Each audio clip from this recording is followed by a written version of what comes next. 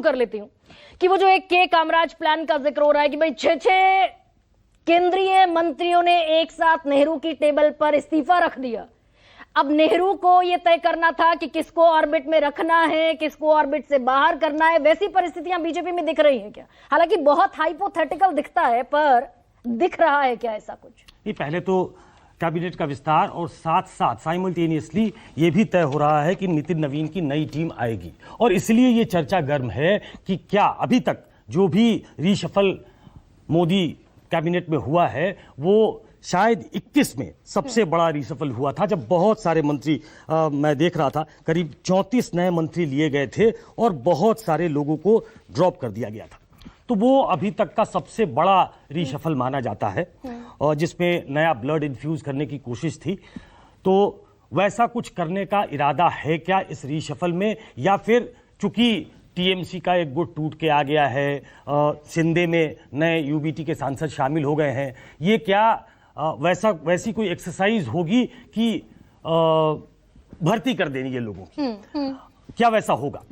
नरेंद्र मोदी को जानने वाले ये कहते हैं, चूंकि 12 साल वो सत्ता में रह चुके हैं और एक सेंस ऑफ इनर्शिया, एक फटीग ये देखा जाने लगा है कि सरकार में आ गया है। और हाल के दिनों में, अभी अगर मैं कहूं तो पिछले 2 महीने में, चाहे वो अभी से शुरू कर लें, राम मंदिर का जो चंदे की चोरी का मामला है, नीट पेपर लीक का मामला है, सीबीएसई फियास्को का मामला हो, सीयूआईटी में गड़बड़ी का मामला हो, अभी महाराष्ट्र में पेपर लीक हो गए, कल राजस्थान में इसी तरह की लीक की चर्चा हुई। तो ऐसे तमाम मुद्दों पे सरकार बैकफुट पे नजर आई है कि उसका कोई काट है क्या। और इस कॉन्टेक्स्ट में इस नए दोनों, चाहे वो पार्टी में हो चाहे सरकार में हो, इस रीशफल को देखा जा रहा है कि ऐसा होगा। अब कामराज प्लान की चर्चा इसलिए हो रही है क्योंकि बड़े लेवल पे ऐसा कुछ होगा नहीं। पर आपने कहा कि भाई सीयूईटी से लेकर सीबीएसई तक और नीट तक और टीईटी तक सब जगह पेपर लीक है, पर राजनाथ सिंह कह चुके हैं भाई इस्तीफे तो इस बिना पर तो इस्तीफे बीजेपी सरकार में नहीं होते। ये उनका ऑन रिकॉर्ड स्टेटमेंट है। ये मोदी 3 वो है, और मोदी कैबिनेट में ये कहकर इस्तीफा नहीं होता कि इस वजह से हटाया गया, लेकिन बहुत सारे लोगों को ड्रॉप किया गया है।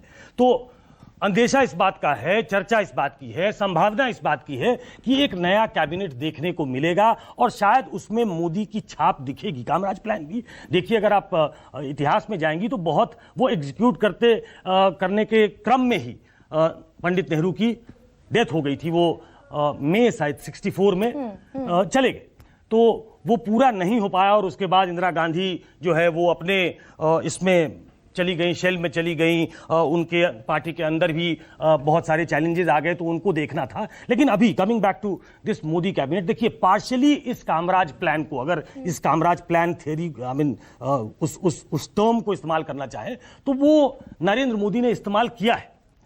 नरेंद्र मोदी आज की तारीख में बीजेपी के सबसे बड़े नेता हैं। उन्हें अपना कैबिनेट ही नहीं, पार्टी को भी देखना है कि पार्टी अगले 10 साल 15 साल, लोग 27 उत्तर प्रदेश चुनाव, 29 उत्तर लोकसभा चुनाव की चर्चा कर रहे हैं, लेकिन नरेंद्र मोदी आने वाले 10 साल 15 साल 20 साल पार्टी किस धर्रे पे चलेगी, कौन लोग उसको लीड करेंगे, कौन प्लेयर होंगे, इसकी चर्चा मुझे लगता है कि अंदर अंदर हो चुकी है। संघ के साथ बैठक हुई है, पार्टी के बड़े नेताओं के साथ बैठक हुई है और एक प्लान तैयार किया गया है। मैं ये कह रहा था कि पार्शियली अगर देखें, आंशिक तौर पे ये शुरू हुआ है पीढ़ी का बदलाव, और पुराने लोगों को हटाकर वहां से, जैसे 3 राज्य जीते बीजेपी ने, मध्य प्रदेश, छत्तीसगढ़, राजस्थान, तीनों जगह मुख्यमंत्री को बदल दिया गया। तो एक स्टेप तो लिया गया, लेकिन क्या वो बदलाव जो है वो बीजेपी के स्कीम ऑफ थिंग्स में सूट कर पाया? क्या बैठ पाया? क्या जैसा परफॉर्मेंस वो चाहते थे वैसा हो पाया क्या?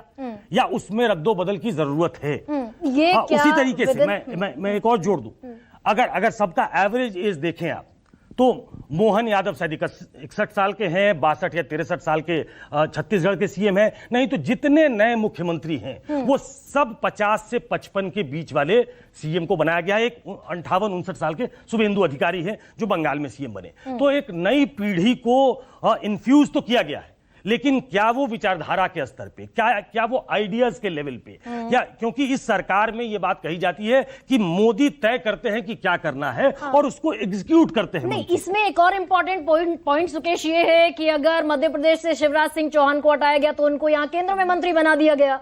बात यह है कि भाई अगर पोस्ट जो प्रोफाइल है, जो एक पावरफुल दफ्तर में बैठकर शिवराज सिंह चौहान वह एंजॉय कर रहे थे मध्य प्रदेश के मुख्यमंत्री के तौर पर, उनको एक और स्ट्रांग पोर्टफोलियो दे दिया गया, एक और मजबूत पोर्टफोलियो दे दिया गया। बात तो ऑर्गेनाइजेशन में काम करने की है ना, कि ओवरहॉलिंग, जितने भी वो ताकतवर चेहरे जो एक फटीग के दौर में है कि बड़ा लंबा टेन्योर हो गया, कि उन्हें वापस ऑर्गेनाइजेशन में भेजा जाए।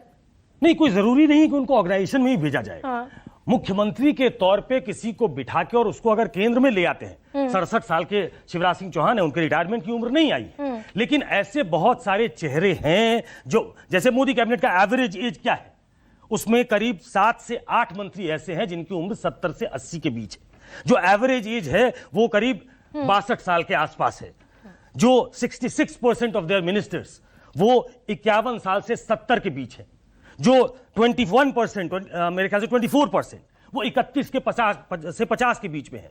तो ये एक जेनजी जो एक नया वर्ग आया है, क्या उसको काटर करने के लिए, क्या उसको ये दिखाने के लिए कि हम नए चेहरे इन्फ्यूज कर रहे हैं जो नए आइडियाज के साथ आएंगे, और ये सिर्फ बोझ जो है वो नरेंद्र मोदी पे ना हो कि उन्हीं को सब कुछ करना है, सिर्फ आपको एग्जीक्यूट करके देना है। महिलाओं के आरक्षण की बात है, तो अब देखिए आज की राजनीति, नेहरू की राजनीति और आज की राजनीति में एक ग्रेजुअल शिफ्ट ये है कि मुझे लगता है कि आपको कास्ट भी देखना है, क्रीड भी देखना है, रिलीजन भी देखना है, आपको सारे इलाके भी देखने हैं, आपको पार्टी की पोजीशन भी देखनी है, उसके आधार पे लोगों को वहां बिठाना है। तो ये सब कुछ बिठाते हुए क्या कोई ऐसा प्लान तैयार किए जाने की योजना है जिसमें वो अपने मंत्रिमंडल को, जब तक सीसीएस में, सीसीईए में कोई बड़ा फेरबदल नहीं होता है, तब तक मंत्रिमंडल रिशफल का बहुत ज्यादा मायने नहीं रख जाता। वो ऑर्नामेंटल होता है कि हमने 22 बना दिए जी ओबीसी के मंत्री, चूंकि हम ओबीसी के बड़े हिमायती हैं, हम उनके बड़े पक्षधर हैं, तो ये ऑर्नामेंटल होता है,